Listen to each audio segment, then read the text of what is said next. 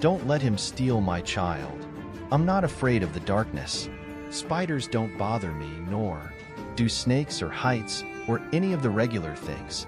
I'm afraid of the child growing inside me, breathing my blood, displacing my organs, until he eventually rips his bulbous head free from my body and leaves me in ruin.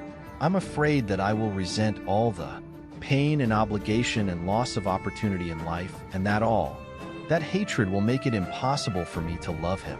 I'm still more terrified that I will love him so much that it hurts, so much that I sacrifice everything for him, neglecting myself and my friends and my art, until the day when his own ambitions pull him away from me, and I'll be left mourning the dissolution of my dreams and the emptiness of my life. And then I will sit down my aching limbs and wait for the weariness of old age to erode my cherished memories and free me from this heartbreaking desire to be someone. Then I will bless the day when I finally forget to ask myself what might have been, if only I had been selfish and lived my life for me. I wasn't afraid at the beginning, though. Thought I wanted it. That we wanted it. My husband Kirk and I had just moved into our first house, and I was ready. Sure, we still fought about stupid things, but we loved each other, and that should have been enough to make him love the child too. Okay, do you want to make the appointment to take care of it, or should I? That's all he said. We'd been married a year, and he didn't even ask if I wanted to keep it. We started to argue, and then the fight took on a life of its own in that insidious way which leaves us screaming at each other about nothing and everything. Thought he was being immature. He thought I was the one who needed to grow up and quit painting. I said he didn't take enough initiative at work, and he said I didn't respect him. Before I knew what was happening, his pickup was spraying gravel in my face as I sobbed incoherently in the driveway. I didn't see him again for 4 months, which was more than enough time for me to doubt every decision I've ever made in my entire life. Then suddenly one night he was crawling into bed at 2 a.m., stinking like death, blubbering apologies and promises. I was so relieved that I didn't even mind that he was drunk. We were intimate as a husband and wife should be, and when I fell asleep on his chest afterward, I thought everything was going to be okay. I'm so happy you came back, I whispered, nestled against him. Hey, I changed my mind, he said. I want the baby now. He's yours, I promised as I drifted off to sleep. There was so much blood when I woke up that I thought I'd been stabbed. I rushed to the bathroom, screaming for Kirk to help me, but he was nowhere to be found. A miscarriage doesn't just plop out and leave you as good as new. The baby drained from me over the whole next day, taking my soul with it. Big, bloody clots, leaving me shrieking in anguish on the bathroom floor. I chanced to see myself in the mirror, and the sight of the network of bloody trails running down my thighs was enough to make me smash my fist straight through the glass. The pain was good. It reminded me that I had a body outside of the one that had just died. I couldn't flush it. I couldn't toss it. I couldn't even touch it. Just left it there on the floor and crawled back to my empty bed. I tossed and turned for hours until the clenching pain subsided, but it was nothing compared to the pain of knowing Kirk did this to me. I don't know how or why, but when he came back last night, he killed my baby, and if my feelings in that moment were any indication, then he might have killed me too. I wasn't expecting to see Kirk again. I took myself to the doctor as soon as I was able to drive, and that was when I got my first big shock. The ultrasound confirmed a perfectly healthy, growing baby boy inside me. There wasn't even any indication of blood loss. All my vitals were strong and I didn't have anemia. The doctor couldn't explain what happened, but finally convinced me that I had a hysterical hallucination and that everything was fine.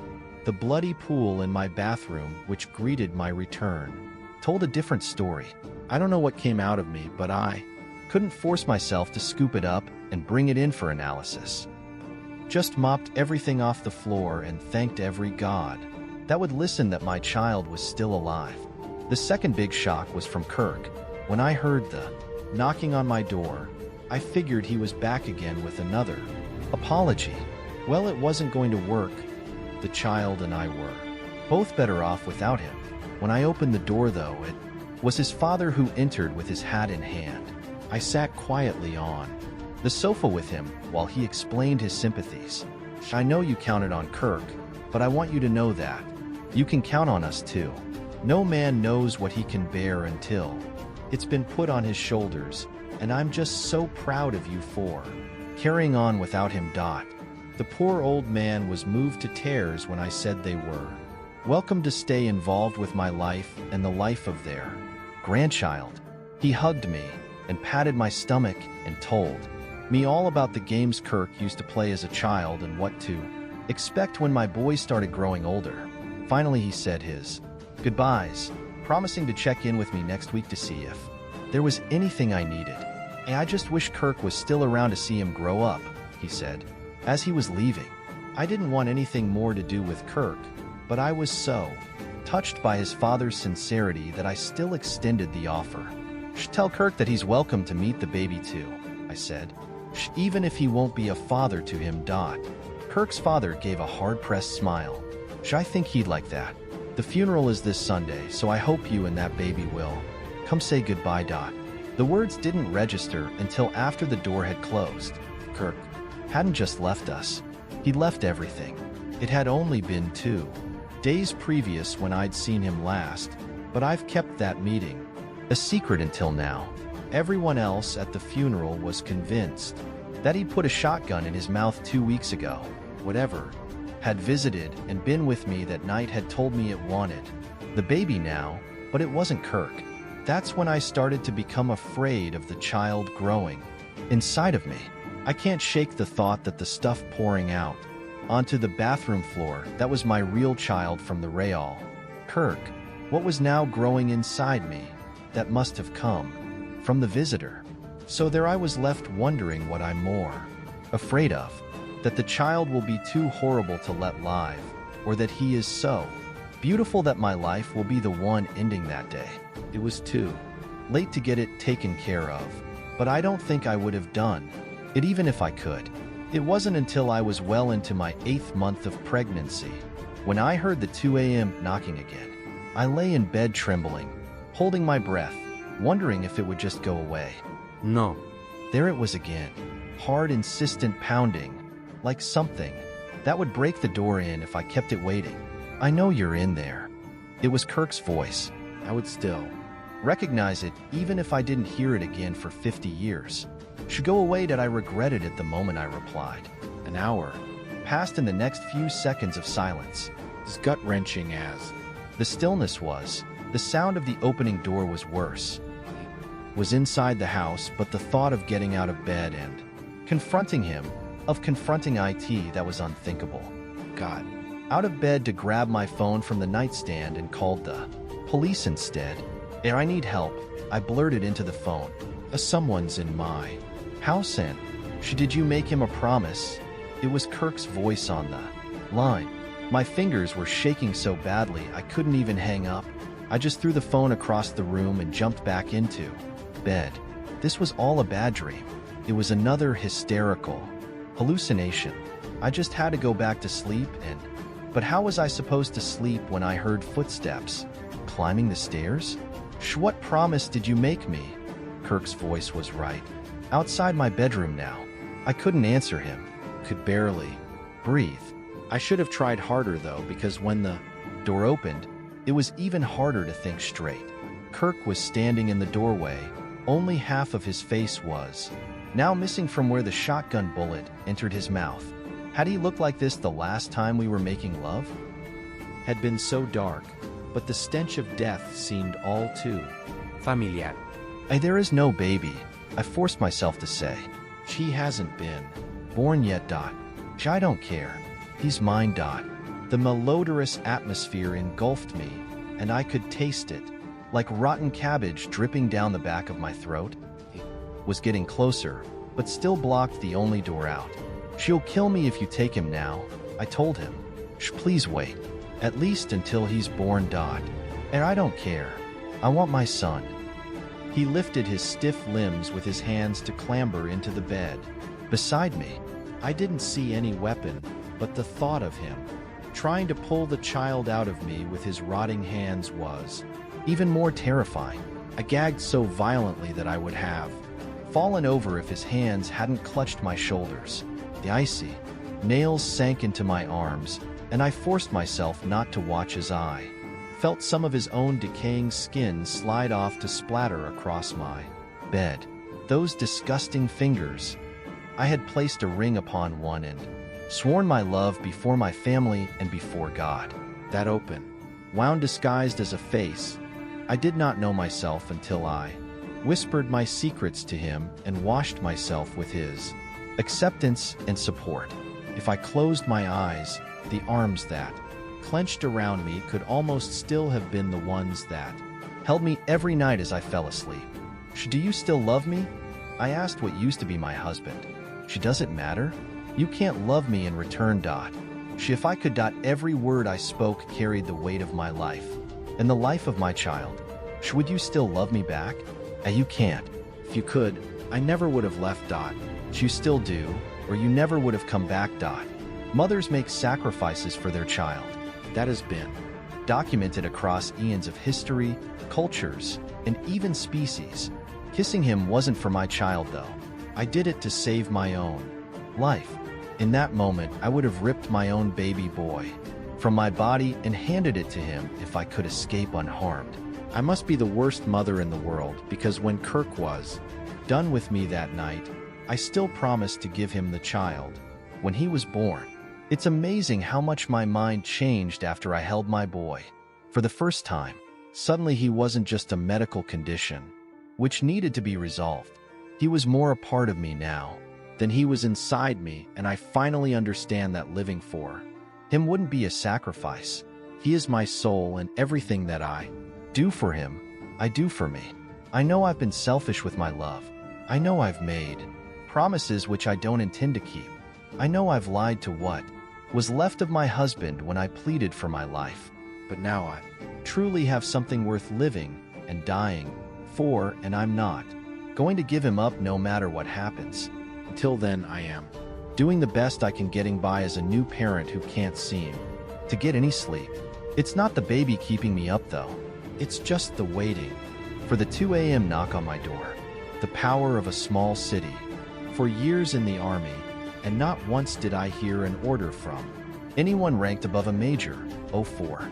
Now I've been at the Dalton power station for 2 months, and I've already received 3 phone calls from James Mattis, the U.S. Minister of Defense. It seems like a mundane enough job, right? My stint in the Army helped pay my way through a bachelor's in power plant technology after I got out, and I was ready for a reliable income with good honest work. I spent a few years in equipment operations, then checking readouts, and on up to personnel supervisor. Nothing more exciting than a few power lines being blown over in a storm, until I was promoted to plant operator in Dalton. You're going to notice a few anomalies with this plant. The old manager Nathan told me he was retiring, although by the size of his waistline and the dull glassy glaze over his eyes, I'd guess he retired about 10 years ago and just hadn't left yet. But I don't want you to worry, he added. I worked here 20 years and nothing going on will interfere with your job. Looks normal enough to me, I replied. Was this some kind of test? Single open-cycle gas turbines, probably around 140 megawatts, right? If I was expecting praise for my perception, I didn't get it. That was the first time I've ever seen a grown man spit on an office floor. Not about the output boy, I mean our client. We're just supplying one building up in the hills. The rest of the city is handled by that hydroelectric station downtown. This had to be a test. It didn't seem fair since they already offered me the job, but there wasn't any harm in playing along. I know, sir, that's impossible. This station should be able to supply around 140,000 homes. Or one government building, he grunted. Are we not producing at capacity? We are. Hell, they'd take more if they could get it. What are they doing up there? I don't understand. Nathan clapped me on the back like I had just won an award. And they like to keep it that way. So if you want to stick around like I have, then you'll do what I did and keep your nose out of their business. Besides that, everything should run pretty smooth for you here. But Nathan was wrong. Right from the start, nothing ran smoothly. First of all, the other plant workers acted mighty strange toward me.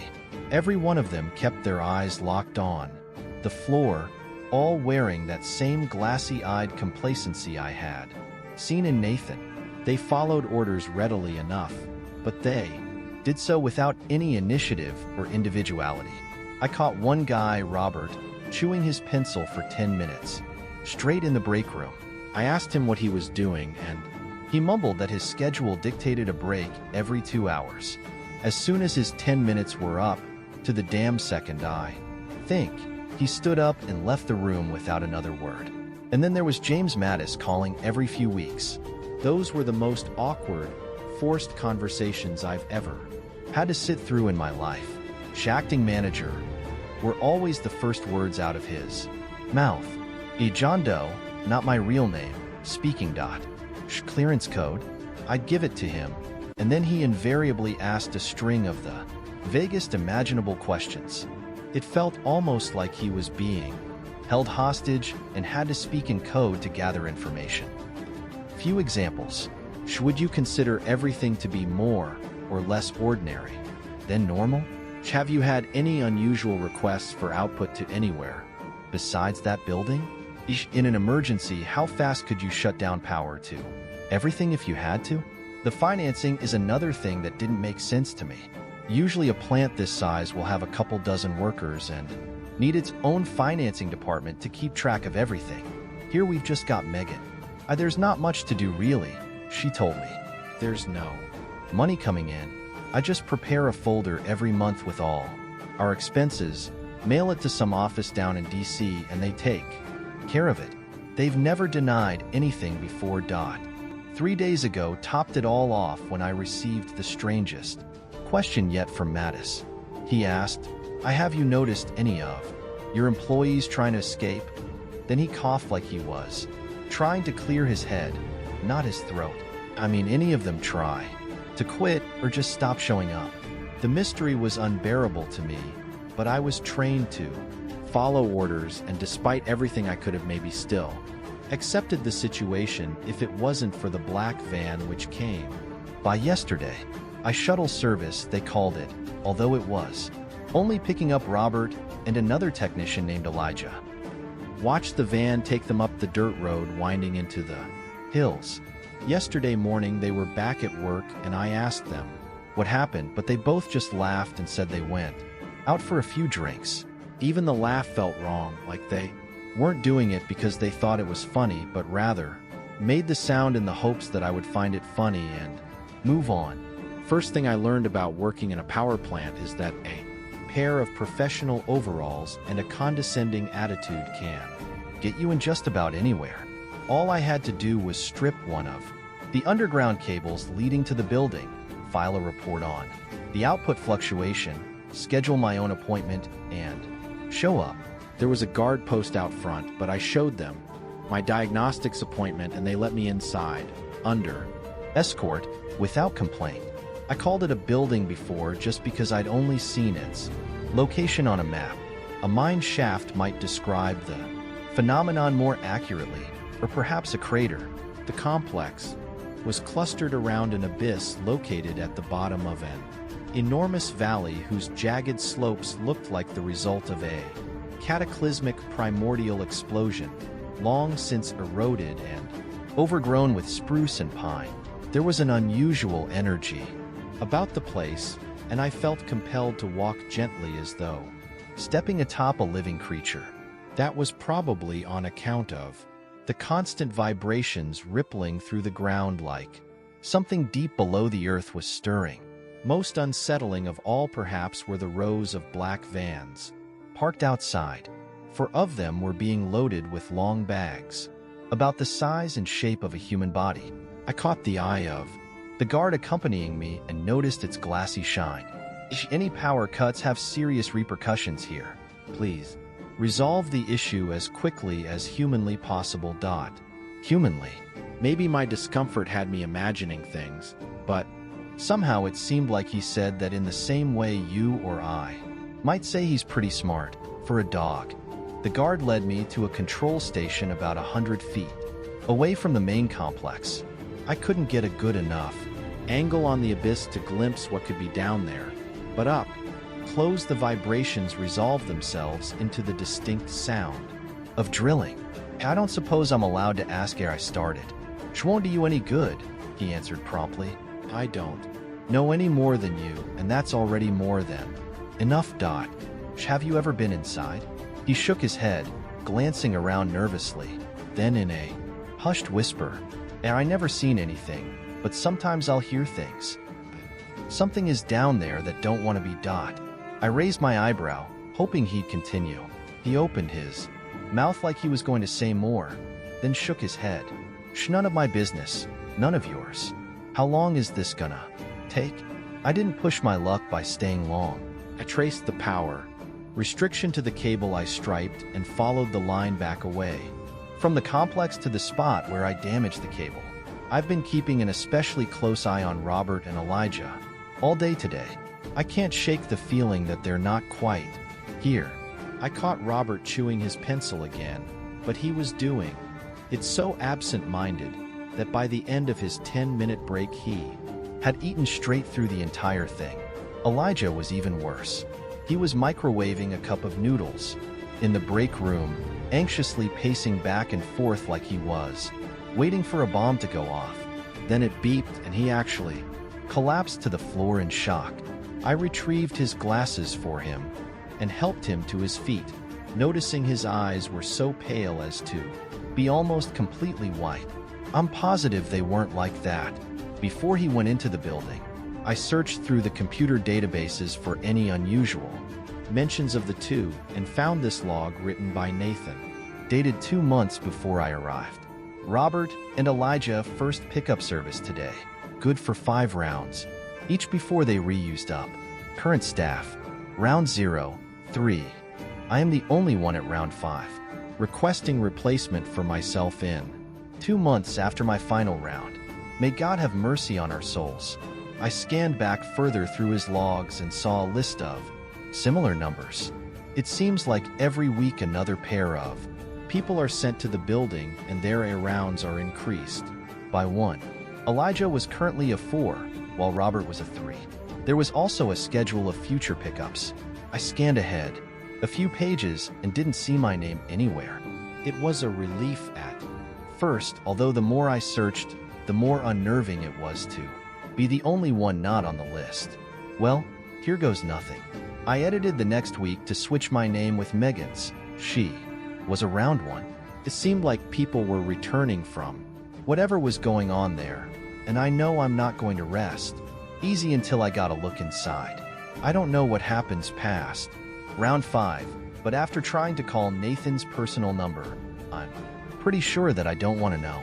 I learned from his wife that he put a bullet in his brain the day he left the plant.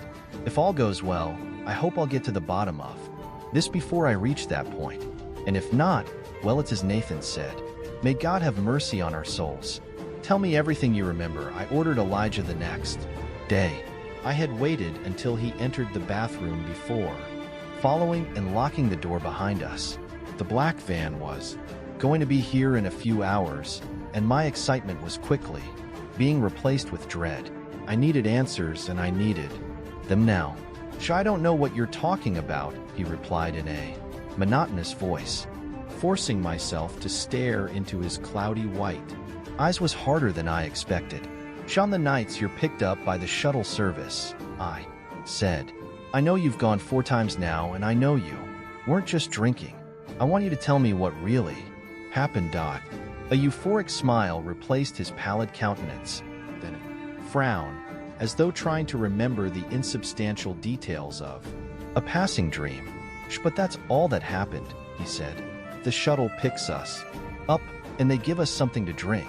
Then I wake up in my home, and it's time to go to work again. And you feel just the same as you did before? The frown deepened. Then his eyes stretched so wide I thought they would pop straight out of his head. For a second, he seemed about to scream, but then his face reverted back into a blank slate.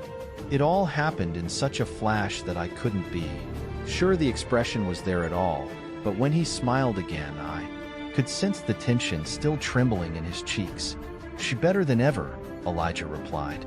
"I find it invigorating."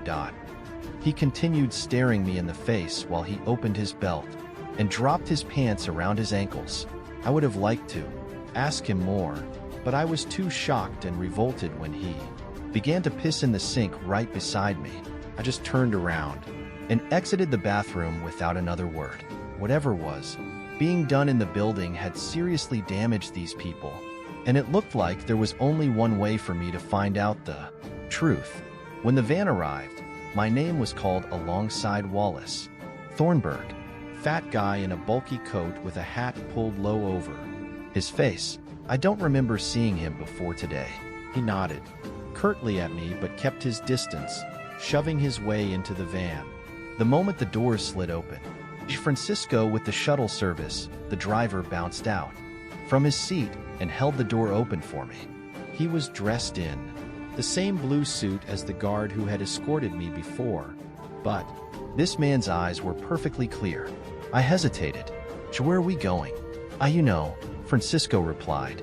I found his tone overly familiar, and my doubts redoubled. "What happens if I don't want to go?" "But you do." The driver grinned and put on a pair of headphones. After that, he didn't speak another word for the remainder of the drive.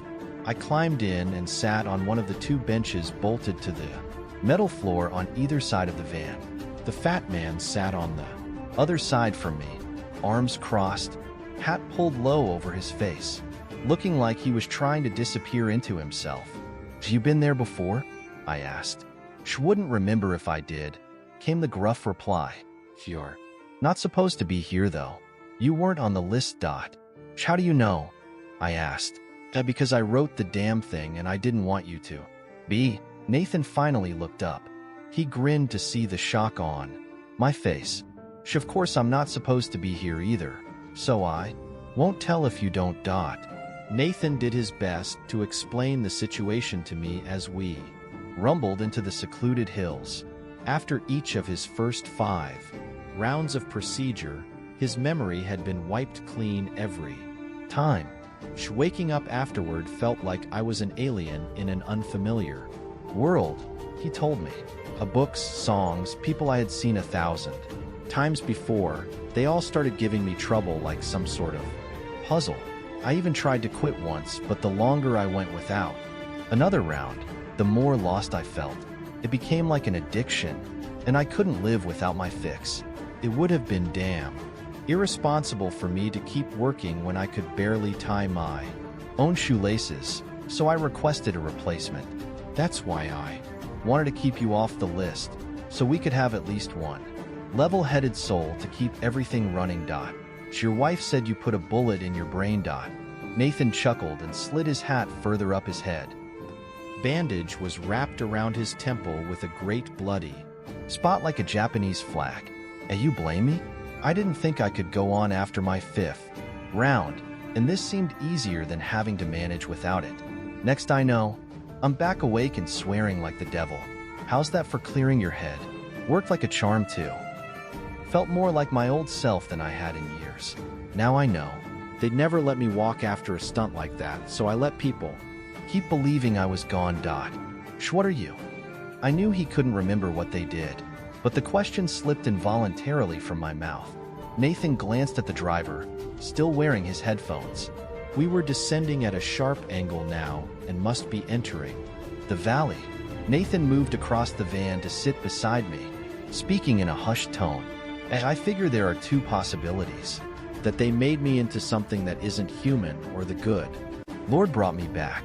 Either way, it's my obligation to stop them doing this to anybody else, so I switched with Wallace to throw a wrench in the cogs.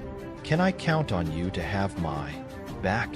He caught me staring at the bloody bandage and slid the hat back low over his face.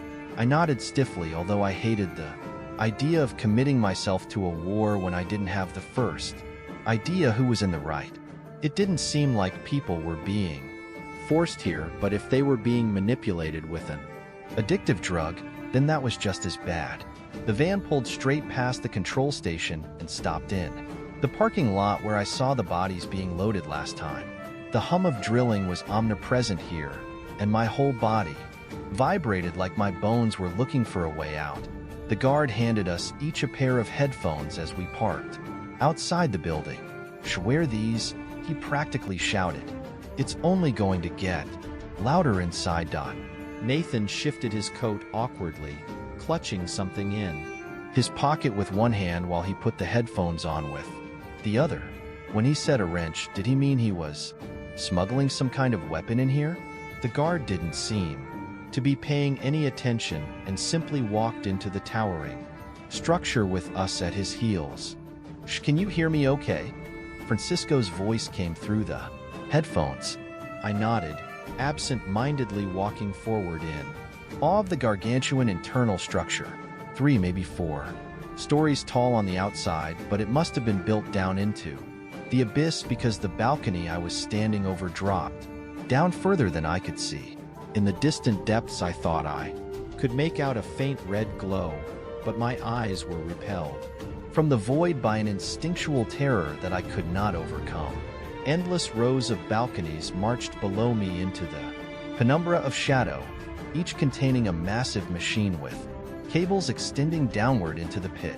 Each machine had a tether of wires extending from the other end which connected, with helmets being worn by men sitting beside it. There must have been hundreds of them sitting so peacefully in repose that they might have been asleep, and hundreds more men in blue suits attending to the machines. What the shit? I couldn't believe my eyes. I took a step back toward the entrance and almost tripped as I walked into something. I turned to see the guard offering me a glass of clear liquid. Nathan was already studying a second glass in his hand. "You're going to take a drink and sit down at the machine?" Francisco said. "When you wake up, none of this will have happened, but you're going to feel so alive that you might as well be dead now." Not remembering it and not happening are completely different things, Nathan said. "But if we ain't gonna remember, you might as well tell us what's going on." The guard sighed and rolled his eyes, languidly pulling a .44 Magnum handgun from his belt and playing with it in his hand. "I've told you every time, Nathan, and I must admit it's getting old. And every time I've told you, you still took the drink, so why not just trust me and do it again?" Nathan growled and pulled his hat off to reveal the bandage. He reached inside his coat and produced a cell phone with a prominently flashing light. Well, maybe I'm not as easy to convince anymore," Nathan said. "So why don't you humor me?" Francisco calmly leveled the gun at Nathan's face as Nathan lifted the cell to his ear. I took the opportunity to begin circling the guard, but then the Magnum pointed my way and I froze. 5 rounds might keep you alive, but how well do you think your friend will bounce back from a bullet in the face? Francisco asked. "Acting manager?" Nathan spoke into the phone. His voice was different. I'd heard that voice over the phone before, but it had been from the office of the Secretary of Defense. "Put the phone down, or I'll shoot," the guard said. "I swear to God, Nathan." "Clearance code?" Nathan asked. "I want you to shut down the plant the moment I give the word. Are you ready?" "You can't," Francisco said. "If we have a power out, every one of these people will die." Bullshit. You're just trying to save your own ass, Nathan. Spat. Tell me what's really going on. He's telling the truth, I interjected. It happened last time. There was a power restriction too. I don't fucking care, Nathan bellowed. He gripped the phone so tight his fingers turned white. I living like this? They're dead either way. I want an answer. Now. Francisco swallowed hard. He nodded. We're feeding it. We stop. It's going to be angry. What is? Nathan asked. I caught the guard glancing over his shoulder and turned to look. Another man in a suit was holding a rifle on the opposite balcony. "Shh, Nathan, watch out," I shouted. "Shh, put down the phone." "Nathan," the guard said. "You have to trust me, Dot." "Shh, what is down there?" Nathan shrieked. Nathan, put it down." The guard beside us nodded sharply. Cracks split, the tumultuous sound of the drill and blood sprayed from Nathan's face. The rifle bullet had punctured straight through the back of his skull to emerge from his mouth. He looked over his shoulder in bewilderment at the man with the rifle, his whole face splitting open as he turned his head. 2 more cracks rent the air from the handgun. Nathan was staggered to his knees. He hadn't let go of the phone. He spat a mouthful of blood onto the floor and rattled off a rapid string of numbers. Another bullet slammed a hole straight through his forehead, but he didn't even hesitate. The guard lunged at Nathan, but I blocked him with my body, and we both went spinning to the ground. "Shh, authorization granted."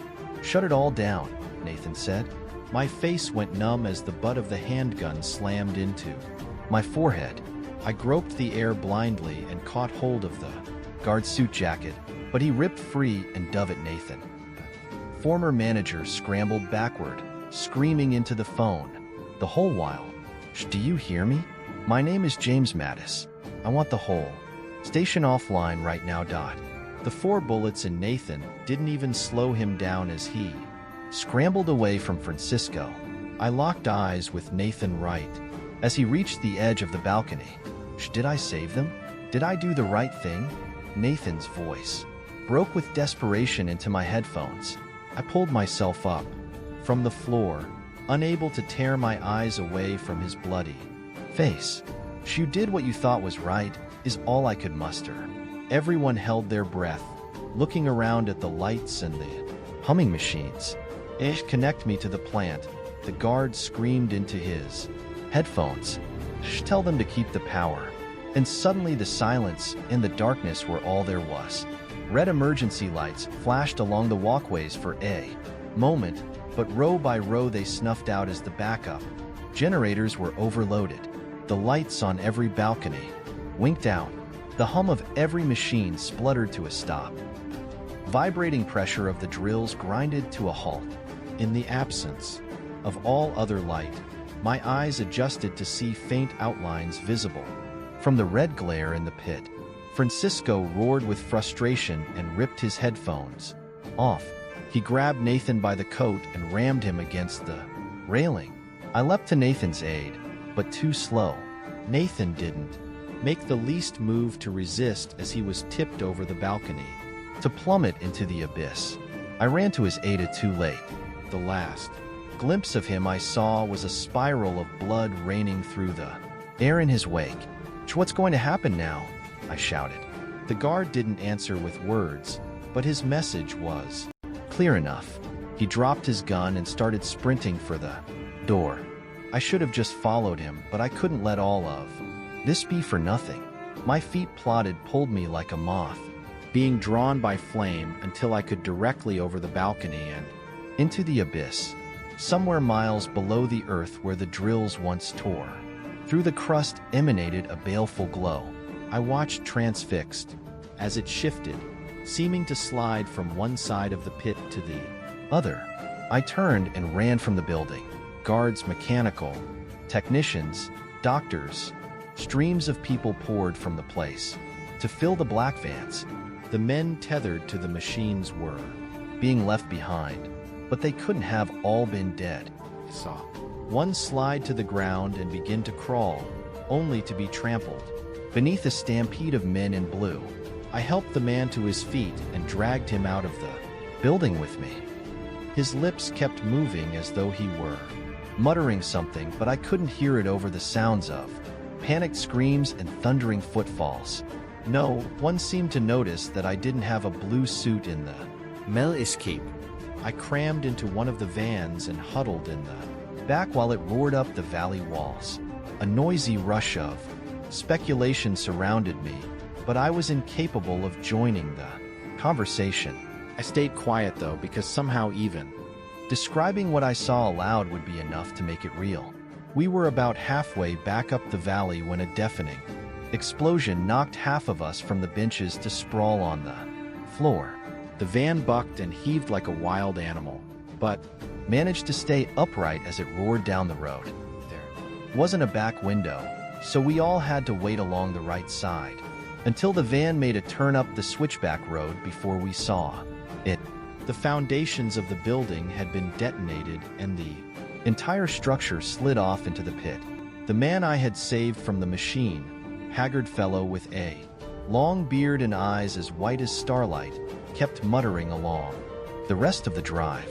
He was hard to look at because of the bloody sores on his head. The helmet he was wearing had wires which plugged directly into his brain, and when I had torn him free, I had left great patches of his scalp behind.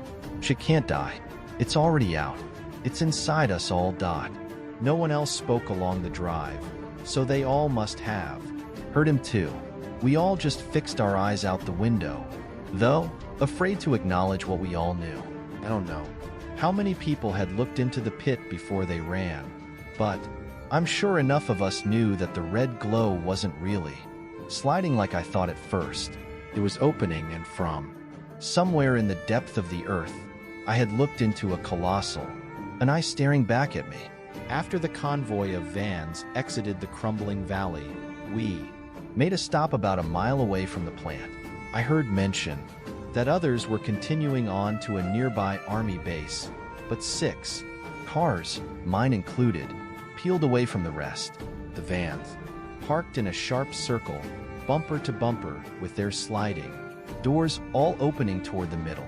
Everyone out of the vans and into the circle. It was Francisco.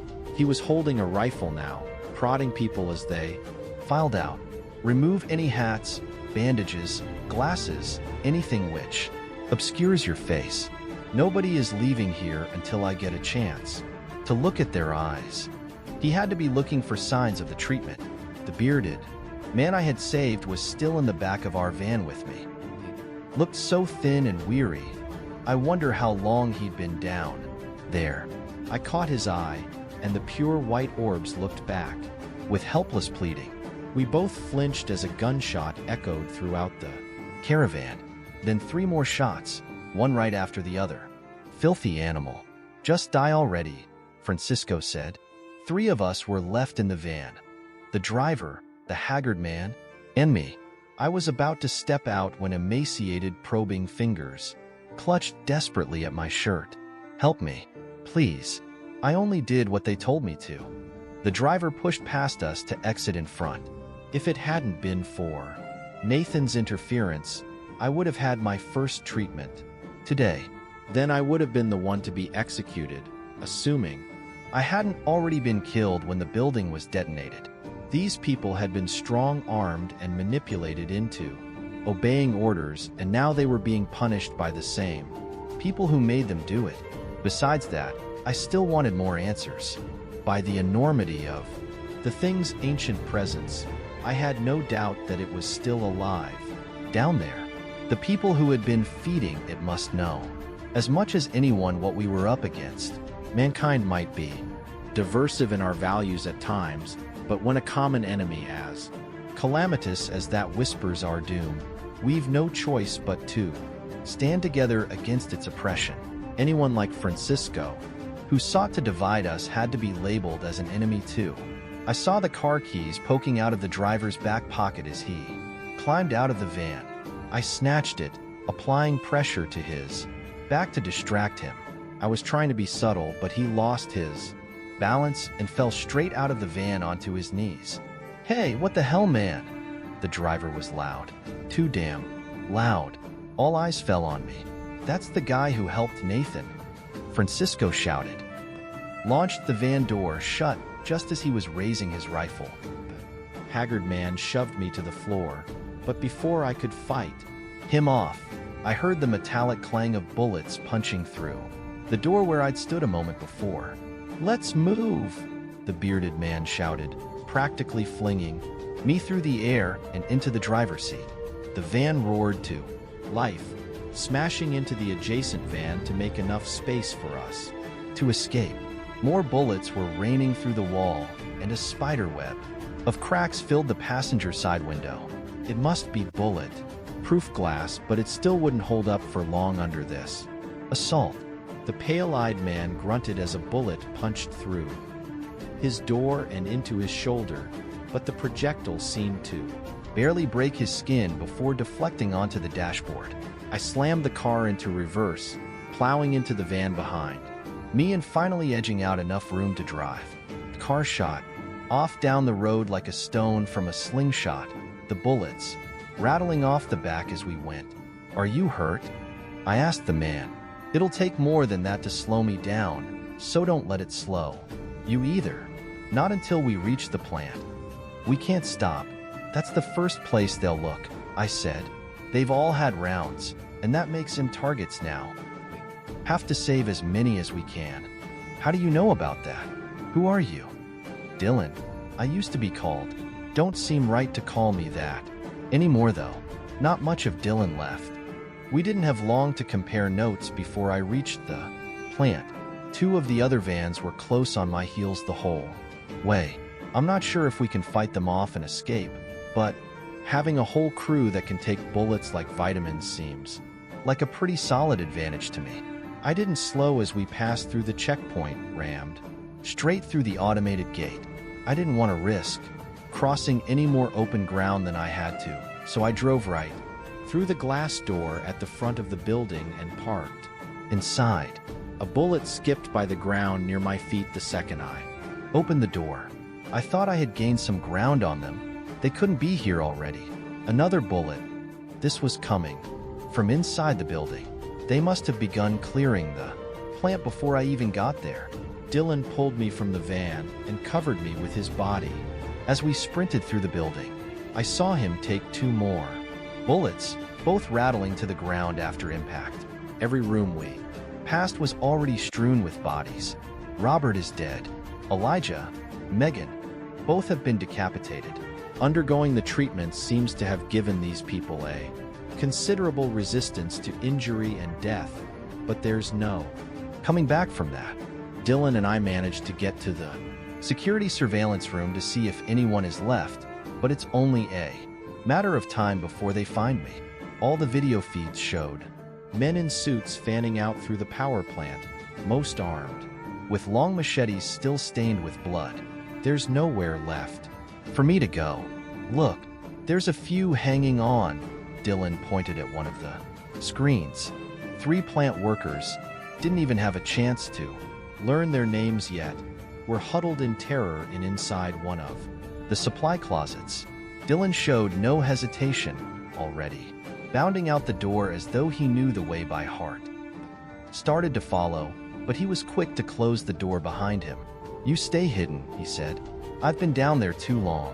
There's nothing they can do to me that they haven't already tried. But you'll pop like a ripe melon hit by a hammer." That thought was vivid enough for me to stay put. I watched him on the security feed as he dashed through the hallways with inhuman speed. If you'd asked me before this started, I would have always told you the humans are the good guys and the monsters can go to hell. Scanning the familiar workrooms and seeing the bloodbath, watching the men with machetes, butchering corpses which still struggled to move, then following the trails of bloody footprints all over the building. Well, maybe there are no good guys here. Shit, I don't know, maybe I'd even be better off joining Nathan and the thing in the pit. Even thinking that felt wrong though. The visceral terror I experienced while looking down into that great red eye will be enough to haunt me for the rest of my days.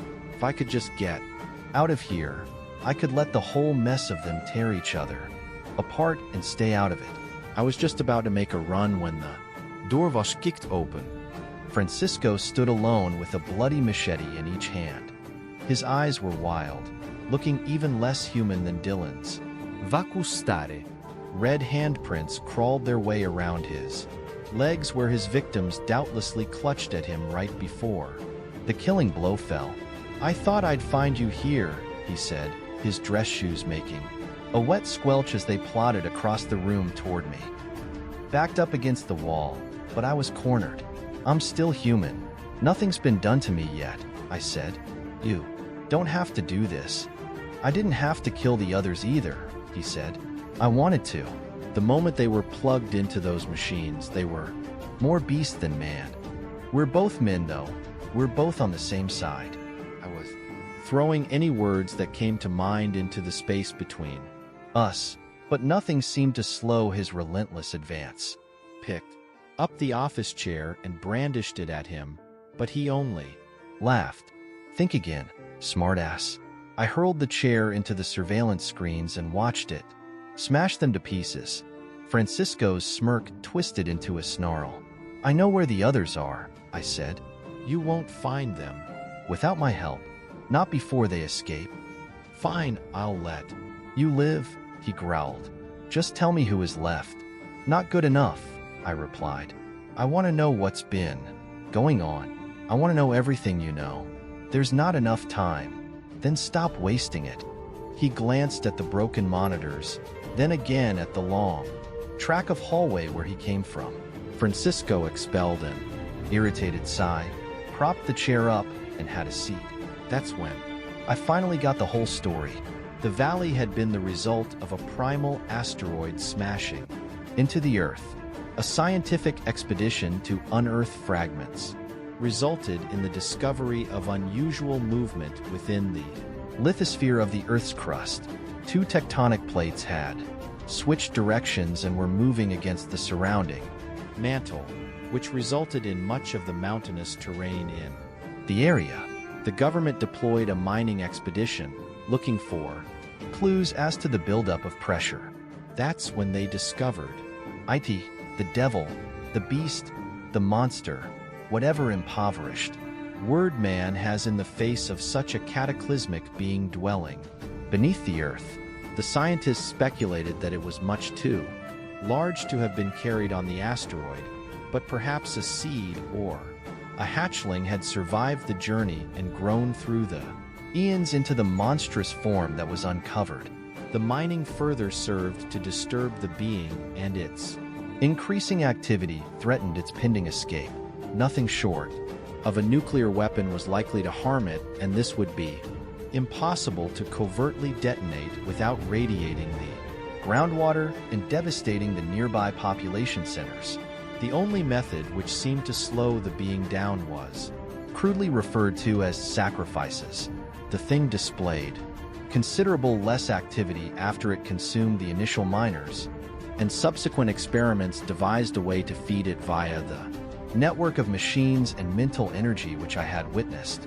They had powered the machines for the last 20 years, but the sudden cessation of energy seemed to have woken the creature, prompting the shaft's demolition. If there was more to the story, I didn't get a chance to hear. Francisco was getting impatient, and I didn't know how much more time I could buy. Luckily, I didn't have to. Dylan returned during the recounting, and while Francisco's attention was still distracted, he pounced. I say pounced because only an animal could have flown through the air like that pale-eyed demon. Before Francisco could turn his head, Dylan had wrapped his thin arms around the guard's neck and snapped it like a twig. I would have been grateful if it hadn't been for what happened next. Dylan bit deeply into Francisco's neck while his limp form was still convulsing in Dylan's arms. Even with human teeth, Dylan was able to rip out great chunks of flesh from the man. The teeth sank through the mesh of veins and arteries, crunching through the spine and straight out the other side. It took almost a full minute for him to gnaw his way through. I don't think he was even eating it, but simply reveling in the satisfaction of his power. I didn't say a word. I didn't look away. I just let it happen. Every time I thought I knew what I was doing, the scale of events far surpassed my expectations, and I was left a helpless onlooker. After Dylan finished, he gave me a sloppy grin before leading me safely through the building. Heads were separated from bodies everywhere we went, and it was clear which were cleanly severed with a machete and which had been gnawed loose. Dylan had saved the other 3 people, though, and I owed him my life as well. That's how I learned the last part of The story that Francisco had left out. The people hooked to the machines, they weren't just feeding the thing. It wasn't just the human mind passing down the cables, it was also the mind of the beast passing up into them. With each round of treatment, the subjects became a little less human and a little more monstrous until they became something like Nathan or Dylan that couldn't live and wouldn't. Dylan had been one of the original scientists who sacrificed himself to the creature over 20 years ago, and he had voluntarily shackled himself to the machine all that time. He's right though. I shouldn't call him Dylan anymore. Dylan died a long time ago. As soon as I was out to freedom, I parted ways with the subjects. I got in my car and drove as far and as fast as I could. As far as I know, the creature is still down there, buried beneath countless tons of rock in the hills of Colorado. I don't know whether its body is still trying to get out or not, but I don't think it even matters. The beast thinks with Dylan's thoughts and moves with his body, and like an avatar of some forgotten god, he now freely walks the earth. His zealous protection of the other subjects makes me believe it is the beast's imperative to protect his own, so I can only assume that Dylan is now working to either free the creature or spread its influence by bringing more sacrifices to its underground lair. I don't know that he can be killed, don't know that he can be stopped. He must feel some sense of human compassion or he never would have let me go as thanks for aiding him. So one enduring hope still remains to me that once the beast has risen to the height of its size and power, it still finds enough room for mankind. The 32. A lot of you probably know about the Chilean mining accident of 2010. It was also called the Los 33 because of the 33 miners trapped underground. It's amazing that all 33 survived.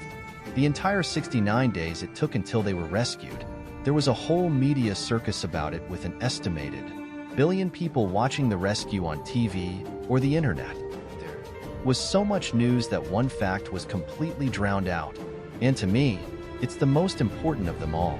I became interested in the topic because of a school paper I was writing. I mentioned the project to my grandfather, which was a terrible mistake because he is zealous about school. He was trying to get my mother to enroll me in an international baccalaureate college prep school at first grade. Education is my future. He wishes he had those opportunities when he was a kid.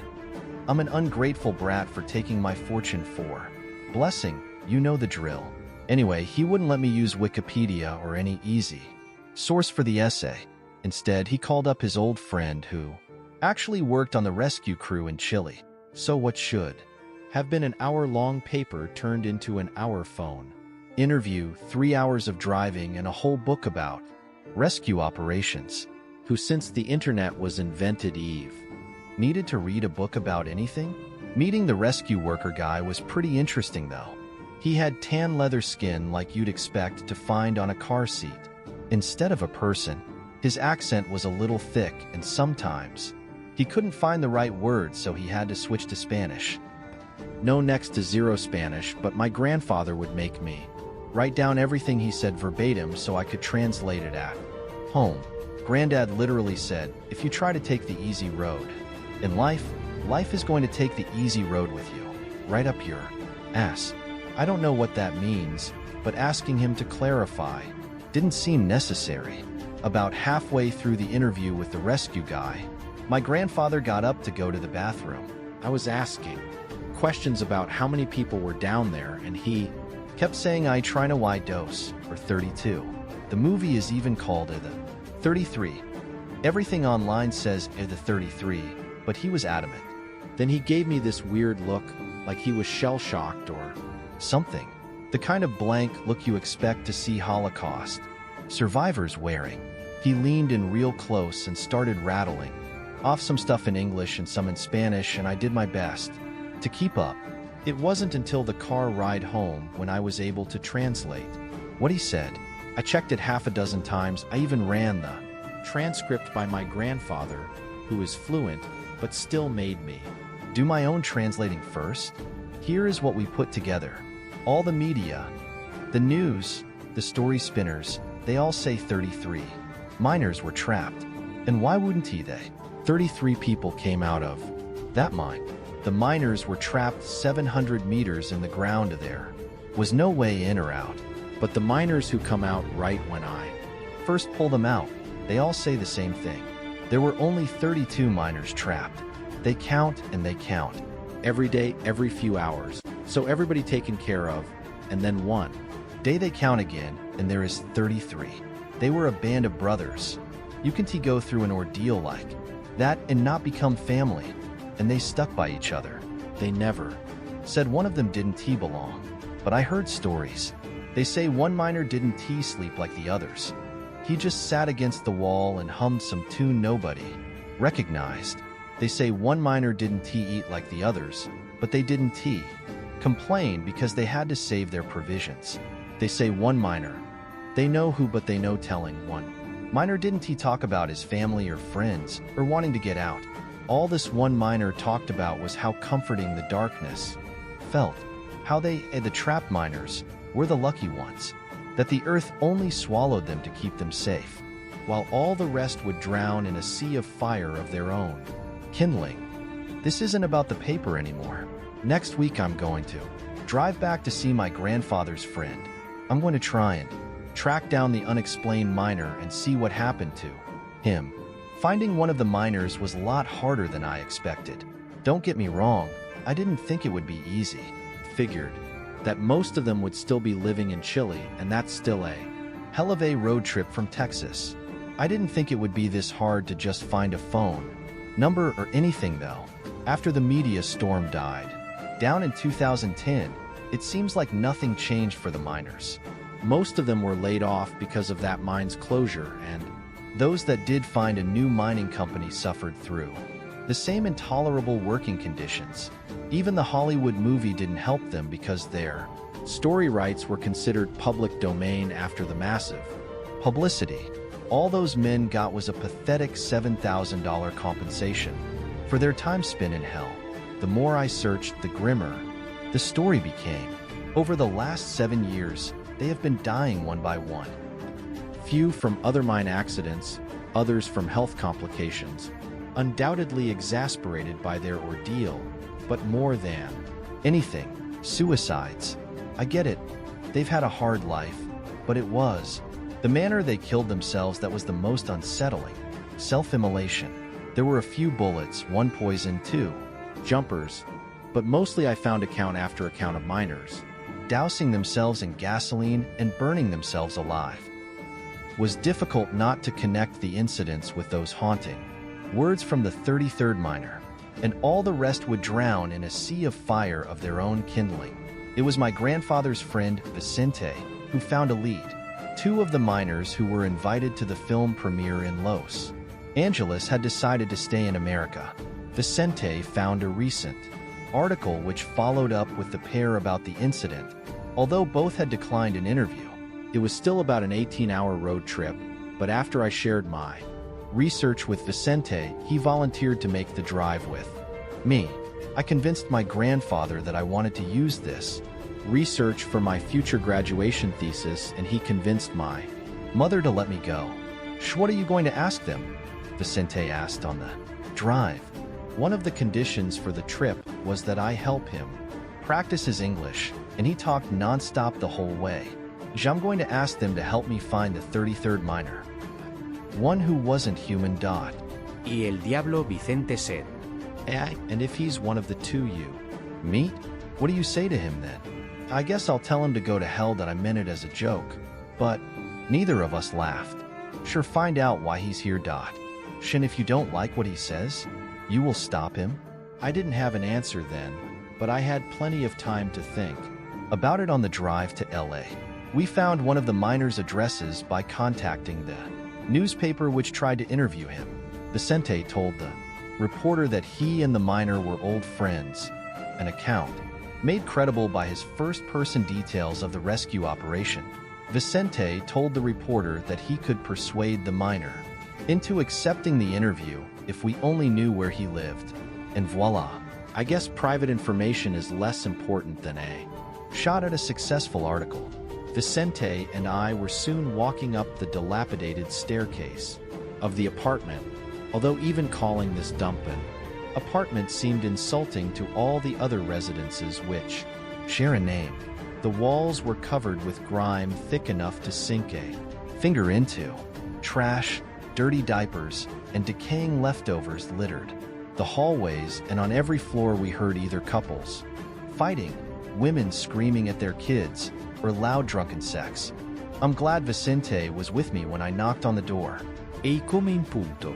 Vicente and I exchanged a quizzical expression. If I was living in this kind of neighborhood, I wouldn't invite strangers in. Vicente shrugged and opened the door. It was almost surreal walking inside. Fresh white paint on the walls, spotlessly shined kitchen counter, a sterile chemical smell. Like a hospital. It was like stepping through the door into a different world. A middle-aged man blinked his black, sunken eyes at us. His dark skin and hair looked a lot like Vicente. He could easily have been Chilean. He was sitting on a sofa which faced a blank white wall. There weren't any books, or TV, or anything. I can't imagine what he was doing before we came in. Have a seat. The man patted the cushion beside him. There weren't any chairs, and sitting next to him on the sofa seemed uncomfortably familiar. I shifted my weight from leg to leg and looked to Vicente for help. Sorry to just show up, Vicente said, obviously uncomfortable as well. I hope we didn't interrupt nothing. The man looked back at his blank white wall. He shrugged. Are you a survivor from the mine? I blurted. Vicente put a hand out to caution me, but I kept going. I was writing a school paper on, I wanted to know about who was the 33rd miner? The one who didn't belong. She didn't belong? He asked, still addressing the white wall. He was the only one who did belong down there. Can you tell me about him? He pulled a notebook out of his pocket and began writing something down. I looked at Vicente, and he smiled encouragingly. All those hours in the car, and this was all I could think about. I was finally going to get some answers. The man offered me the notebook, and I moved close to take it from him. Augustine, 3006 West Burbank Boulevard, Los Angeles. Ask him yourself, the miner said. Will you go with us? I asked. The miner shook his head, still not looking at me. If there's something bad going to happen, you have to tell us, Vicente added. It's too late, the miner replied. A shudder passed over his body as though he were shivering from a cold wind blowing from the inside out. He's the last one left, and it has already begun. Why was he still looking at the wall? I started to move around in front of the sofa to force him to look at me when I look out. A hand landed on the back of my shirt and yanked me hard. I spun to the ground, still clutching the notebook. I tried to push Vicente off, but his old hands were like iron. It wasn't until he had dragged me almost out the door when I noticed the man on the sofa was holding a handgun. BLAM. Vicente let go of my shirt and stared with me. Miner had opened his mouth and put a bullet through his own brain. The once perfect white wall behind him looked like an open wound. Vicente grabbed me by the shirt again and dragged me from the room. After that grisly spectacle, Vicente refused to let me keep searching. He was ready to drive straight through the night, all the way back to Texas right then and there. He didn't want to call the police. The reporter knew we were going to visit him, but he didn't know who we were. Vicente Figured that if we just left the state now, we'd never get tangled up in this any more than we already were. I saw it differently, though. If the last miner really was the only one of the 33 still alive, then Vicente and I might be the only two people who knew something was going on. We had a responsibility to find out more. It was all I could do just to convince Vicente to get a motel for the night before driving back. I used the extra time to beg and plead with him, but it was impossible to get through. Let him burn himself alive for all I care. We never should have come here, that I might as well have been begging the sun not to set in the evening. I waited until Vicente fell asleep before slipping down to the street to order an Uber. A dark sedan swept me down the unfamiliar streets, but I was so wrapped up in my own thoughts that I didn't even speak a word to the driver. I wish I had. Though, I wish I'd asked him to wait and make sure I was okay. But he's gone now. It's going to just be me and the devil. This isn't a house or an apartment building, though. I was standing outside a crematorium. What if the miners simply worked here now? By the time they were opened again, Vicente would be awake and we'd be driving back to Texas. I circled round the building, looking for some clues or staff directories or anything. Maybe this was an unhealthy obsession for me. Maybe I should just let it go and stay out of trouble like Vicente. But trouble is there whether you're looking for it or not, and it's best to know what's coming before it hits you. There was a light on in the back of the building. It took about 10 minutes, pacing outside in the darkness before my heart slowed to a familiar rhythm and I was ready to approach. I knocked on the door. No answer. I peered through the lit window. Looked like an office room. I knocked on the glass. No. Answer. My heart was starting to race again. I was stupid for even being here. Someone had just forgotten to turn out the light. When they went home, I went back to the door and tried the handle. It was unlocked. The grating sound of the door swinging open seemed so loud in the still night that people must have heard it a block away. Hello? Anyone here? I called out, immediately regretting it. I don't know which was worse, taking the devil by surprise or letting him know I was coming. I still switched on every light I could find, just in case something jumped out at me. Augustin? I shouted. No answer. I found another door with light seeping under the crack and opened it. Augustin was inside. I could tell because of the name tag on his overalls. He was on his hands and knees, the charred remains of his head placed firmly inside one of the cremation ovens. I don't know whether he died the moment his head went inside, but I'd imagine he had to hold it there for a while. What could he possibly have seen or known that was worse than this? I called an Uber to take me back to the motel. Guess that was it. All 33 were dead. I hope whatever evil spirit crawled up from the earth with those men had spent its wrath doing whatever it did to them and was sleeping peacefully now. The same dark sedan stopped and I got in. Hi there, I said. Thanks for getting me again. The driver, or the miner, I guess they were the same, turned around and smiled. It was hard not to smile with the bottom half of your jaw hanging loose. I could clearly see the pathway where the bullet entered his mouth and tore up through his brain. It was mesmerizing to watch that mass of loose flesh contort to form the shapes necessary for speech. Yeah, I see you found the man you're looking for. What's left of? His face replied. A man wouldn't be alive right now. What are you? The loose flesh pulled tighter and a trickle of blood dribbled out onto the driver's console. He didn't kill the other miners. They killed themselves, as far as I could tell. As long as I kept my wits about me, I could make it through this. I looked down at my lap so I could pretend I was just having an ordinary conversation. Not as easy as it sounds, with the blood dripping down the console around my feet. Yeah, I will answer one question for your persistence. Don't waste it on such trivial semantics. I took a deep breath. It smelled like food which has just begun to spoil. How can I stop the sea of fire you mentioned when you climbed out of that mine?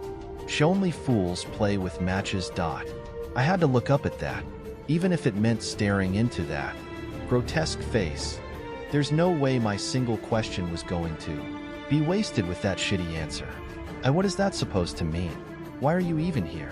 Are you trying to warn us not to blow ourselves up because we know that without whatever the fuck game you're playing? The miner slumped forward into his seat. The blood on the back of his head was congealed. He had died quite a while ago.